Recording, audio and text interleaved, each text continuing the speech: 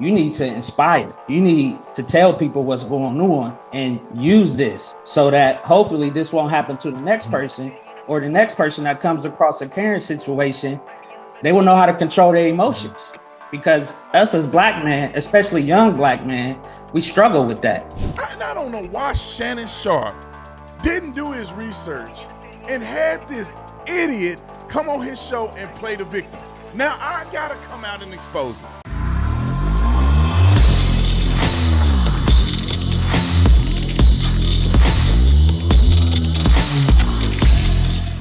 This video is brought to you by Allegiance Gold, brought to you by Allegiance Gold. How much control do you actually have on your money?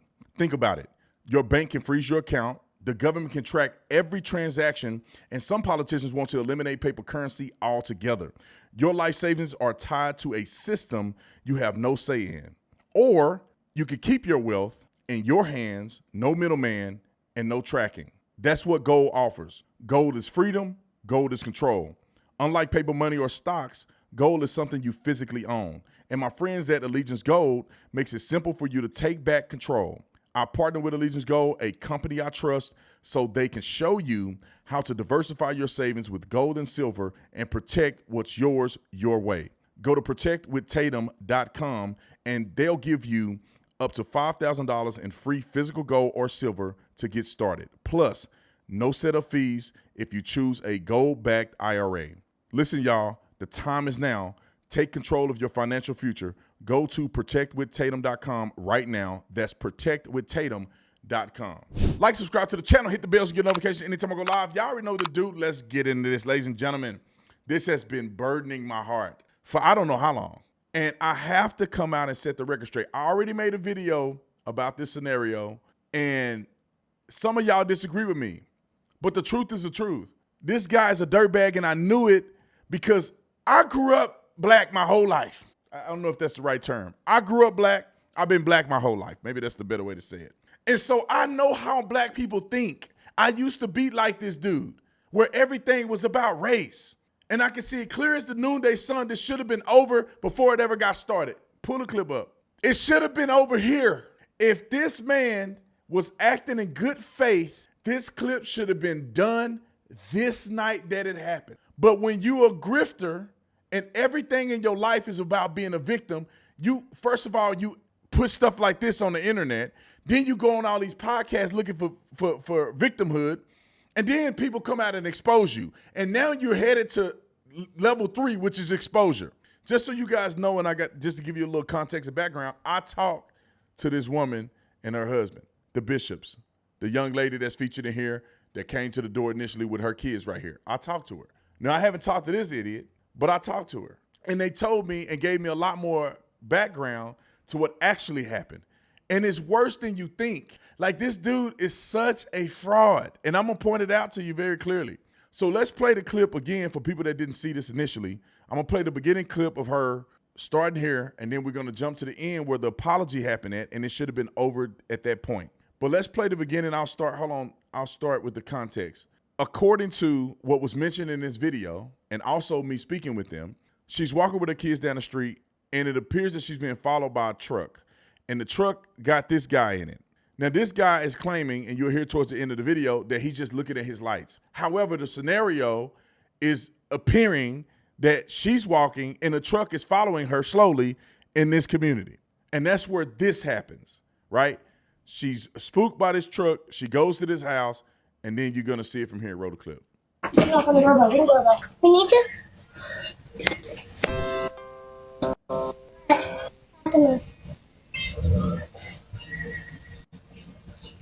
What's going on?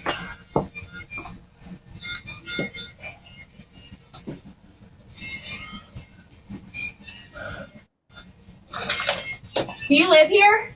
Yeah. You do? Papa. I don't believe that. What? I don't believe that. So what are you doing here? Rory, come on. Rory, come on.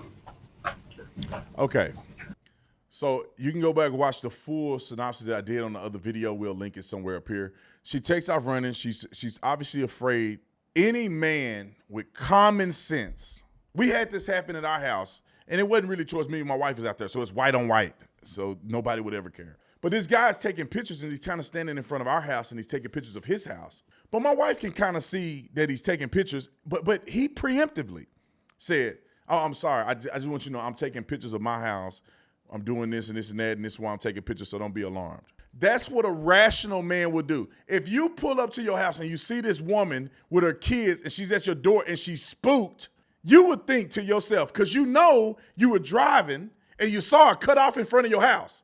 You drive in the truck. You look out at the lady and she's walking in front of your house. And then you pull up and you see her and she's looking like she see a ghost. If you're a rational person, in my opinion, you'd say, oh, I ain't spooked this lady. She's scared. Hey, man, look, I live here. Don't be alarmed.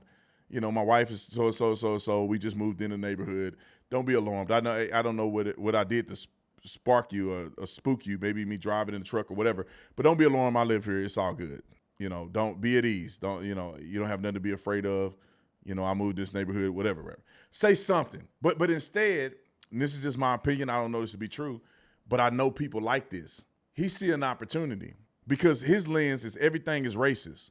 So this white woman acting like this, it must be because I'm black. And it ain't because you a man and you spooked her. It's because you black. So anyway, the lady run off. She get her husband because they don't live too far from here. And she comes back, and this is the conversation that they had. Roll the clip. Who chased her? She said somebody in a silver truck. A gray truck, and he came around the corner, and I was in the street, and so I come up, and I just have my kids, and so I'm like gonna pretend that I'm coming home, and so I pull up and I start walking to your back gate, and he stops here and he goes, "Are you looking for someone?" And I said, "Nope," and then he sat here, and I was like, "I need to get in." Well, that's my husband. That's why he lives here. Yeah. He lives here. So he came in and he said there's a lady screaming, and I'm like, that's... She got all worried that Scared the crap out of me. How? Yeah. I'm so sorry. How did he scare you, I though? had a feel. I just seen her in the driveway and I was like, are you looking for somebody? Because I was pulling up out And I home. saw someone walking in our driveway, too, and I'm like, why is someone walking in our driveway? Well, I'm Well, there sorry. we got it. All right, sorry. What? I don't. She said that someone was following her. So you were walking from there? You came this way, didn't you? No, I came down this street right here. Yeah. And I was riding slow because I'm looking at our Christmas lights. Well, you just have to understand my point of view. Being by myself with two kids, I just saw a car coming, and so I was like, oh, it scared me, and so I just pulled up here, and I kept thinking, this could be his house. But you didn't say, this is my home. You just said, are you looking? I was like, I did. When you was on the porch, you asked me, did I live here? I said, yeah. And you said, no, you don't. And you said, I don't think you do. Obviously, you could tell that I was really caught off guard. All right, so y'all can watch the rest of it. As you see, they're having a conversation. This should be easy peasy adults saying, I see it from your perspective. I see it from your perspective. It's over. She said, I'm sorry. I thought the car was following me. She had an expectation that if the guy is seeing that she's spooked, his first thing is that this is my house. He go, are you looking for somebody? I mean, and in her mind, it's now a suspicious situation. They squashed it, didn't they? It was over, wasn't it? She apologized, didn't she? This was a ring camera. This wasn't in the media. This wasn't in the news. Nobody knew about this but these people. And maybe a few other neighbors that had gotten involved when the running and stuff happened. But no, he got to be a victim. And I'm telling you, y'all, I heard some more stuff out. Some more people reached out to me about this guy, and he does not seem like a good guy whatsoever. But anyway, let's go to him now playing the victim on Shannon Sharp's podcast. Now, before I play this clip, look at this man. This is the thing that bothers me about black folks that's mixed, that always play the victim. Does he look black to you? I don't think the first thing you would think about, if you didn't see the dreads and it was pulled back, you would think that was a white man. Now, let me tell you why it's reasonable to think you're a white man now that you see him, because initially, when the young lady ran down the street and she ended up communicating with a neighbor, she said that the guy was a white guy in a truck. I got the proof. Put the thing up there. We redacted the lady's name. This is an official statement that she gave. We'll put the clip on the screen real quick. But this is someone that lived in the neighborhood that articulated what happened as Michelle went to her house and was making accusations that, hey, somebody was chasing me. The lady had asked her the description of what happened. She named the truck, and she said it was a white man. Now, this is a whole bunch of little writing. I don't know where I'll put this out there. It's so small I can't really read it to you. But I could try. Maybe on November the 19th, 2024, Michelle Bishop, which is the young lady involved in this, came to my door around sunset. It was dark. Let me skip through. She had been running with her children in stroller, and maybe when she explained, a truck had come up behind her. She attempted to get out of the road and went up to the first house that she came to, not her own house, and pretended that it was her home to deter whoever she was in fear of that was following her. She went up to the black-colored house at the end of the street. She said that the gentleman in the truck kept asking her if he could help her. She was frightened and grabbed her kids and ran down the street. She got to my house and explained that she was being followed and had called the police. She was on the phone when I answered the door. She described the vehicle as a moderately new, not an old construction vehicle, and described the person in the vehicle as a young white man. And she said this, she said, I asked because I knew that the family at that residence was a black family. So let's put this together real quick. And mind you, I talked to the people. I want to interview them tomorrow. I'm going to try to make that happen so they can come on and give their story. And I'll be open to these people coming on if they want to, but you know they're not going to come on because they know they ain't doing right. So initially, and this is recorded, signed, and we redacted the lady's name. We don't want her getting doxxed. One of the neighbors gave an account of what happened, and she said initially she described the man as a white man. So clearly, to her, it's not about race. It's the fact that she got spooked by a dude driving slow in the neighborhood, and it should have been squashed right there. Listen to him on Shannon Sharp Show, and I'm going to expose more of what he got, of what he did. Roll the clip. I have nothing against their family, but I grew up dealing with this all the time. So we still have to live here. They live 2 streets over. We have to ride by each other's house. I'm okay with being cordial with riding by each other's house. Have no issue with them. The issue is getting the word out here and letting my situation and what I've been through and what I've overcome be inspiring to people in the world, people that look like me. So that's the space I'm in. And I'm thankful for God because I didn't ask for her to show up on my porch. This is God's movement here. This is God telling me the people need to hear your story. You need to inspire. You need to tell people what's going on and use this so that hopefully this won't happen to the next person or the next person that comes across a Karen situation. They will know how to control their emotions. Because let me stop him real quick. Let me add some context here. Now, like I said, I talked to Michelle Bishop and her husband, and the crazy thing is that I showed you the document where she initially thought this guy was a white man. That's why they didn't put 2 and 2 together that this guy lived at that house, because this is a white man. This is not the black family that lived there. This is a white man. So that's initially. And then to frame this woman as a racist is insane. I found out that they have a business partner that's a black man that they're close with, that don't live too far from this guy. So he ain't the only black man in the community. So it's not like this white woman done saw a black man and got spooked when one of their best friends and business partner is a black man. They go on vacation together and everything. Black man. I said, they showed it to me. But this man is framing it like this white woman is somehow ain't never seen a Negro before, and she just got spooked at the first black man she see in the community. Black man that they friends would live down the street from him. And the lady's house that she went to knew that these black people lived there and knew the family. Just listen to what this man is saying.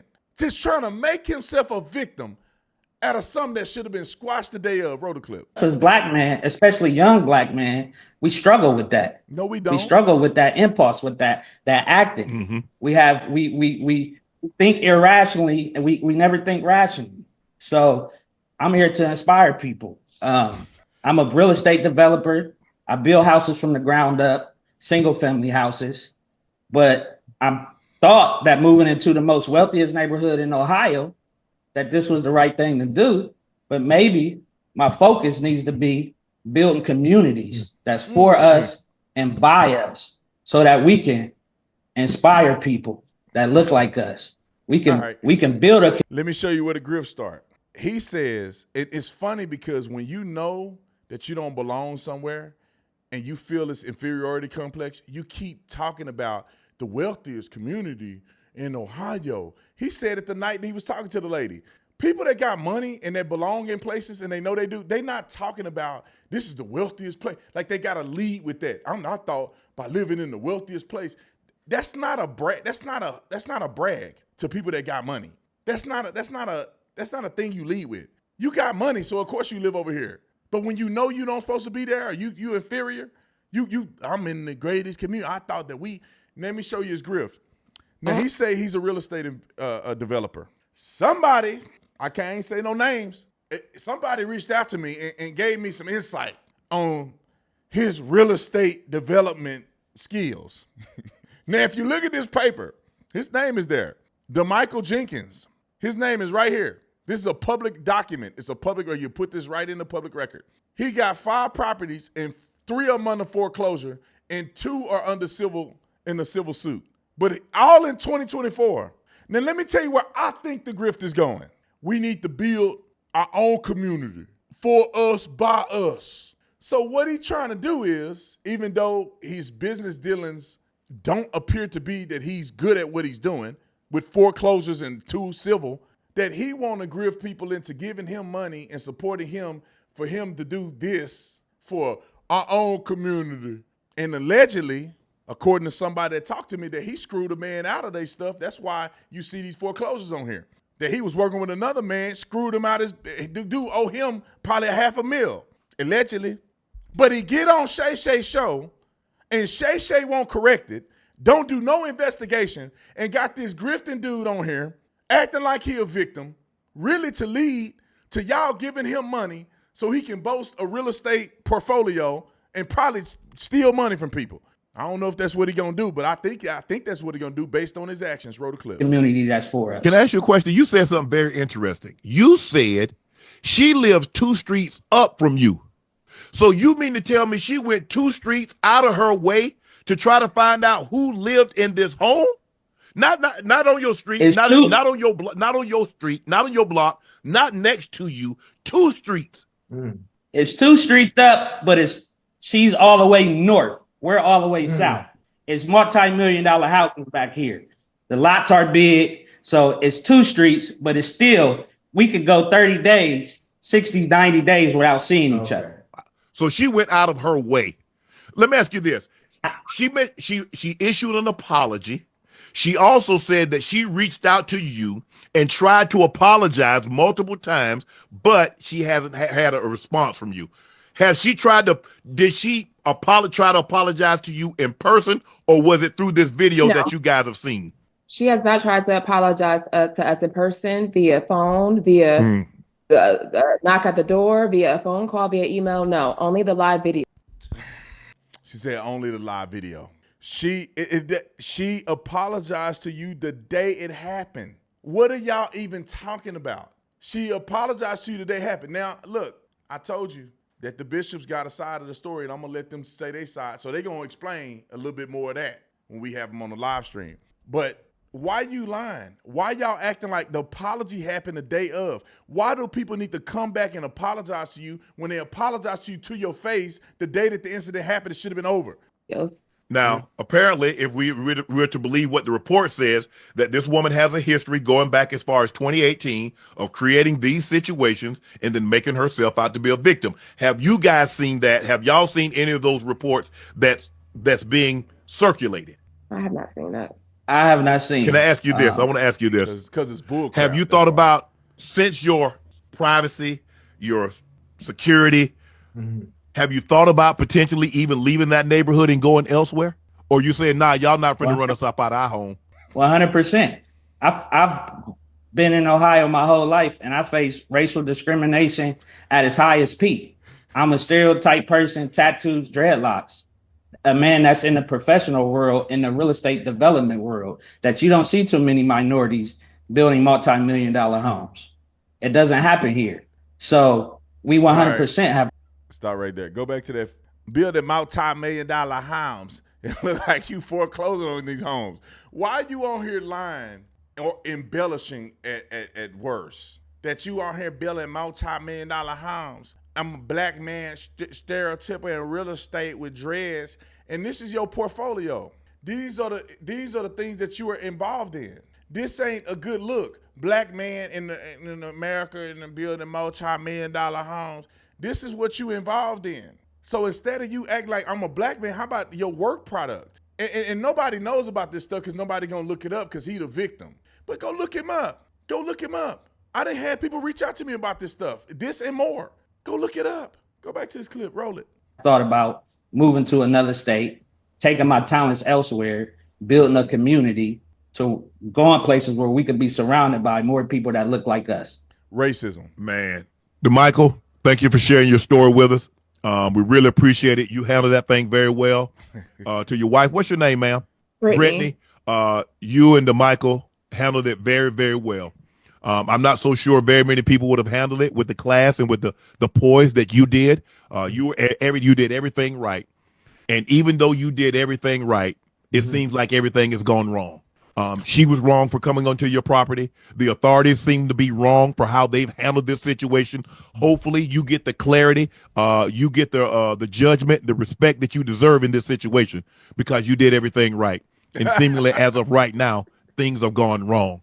Hopefully, the Nightcap family, everybody that's in this chat, we're praying for you that you get your sense of peace, you get your sense of normalcy, and you get everything that you deserve back tenfold. Because just talking to you, you're a good man. Brittany, you're a good woman. Y'all a great family. Yes. And you're doing the right thing. So I tip my hat to you for the way you handled this situation and continue to be blessed. God's going to continue to bless you. All right, I heard enough, Shannon Sharp. God, dog. Listen, can you do some due diligence, right? When I talked to the bishops on the phone, I looked at their social media. I looked it up, looked at their businesses that they have, and people have reached out to me, more than just them. And if you look at the totality of circumstances, it seems like they got a good reputation. This dude, people that have reached out to me say he don't have a good reputation.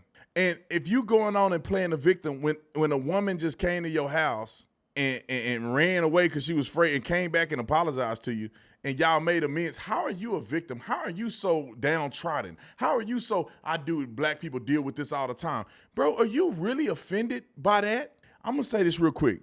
I live in like the boy said, I live in an affluent neighborhood. I live in a gated community, guard gated. I'm probably the only black person in that neighborhood. I don't feel an inferiority complex. If a white person saw me running down the street and they decide to call the police on me, if I spooked them, I spooked them. I don't feel like, oh, the white people don't want me around here, so I'm going to feel bad for myself. It's like, nah, man, what's the person? Oh, okay, I see. Now they know I live right here. Maybe they'll understand. But I ain't never had a problem with no white people. The white people north of me, they know us. They love it. And they're not just white. They're a mixed family. But they're not black. They something else. The people south, my friend lived right across the street. Then people all up and down the street. We went to a party on Halloween. We at their house. We having a good time. Ain't nobody, white folks ain't thinking about you. Can I just say that just to put an icing on this? Because I want to interview the bishops tomorrow. I wanted to schedule that.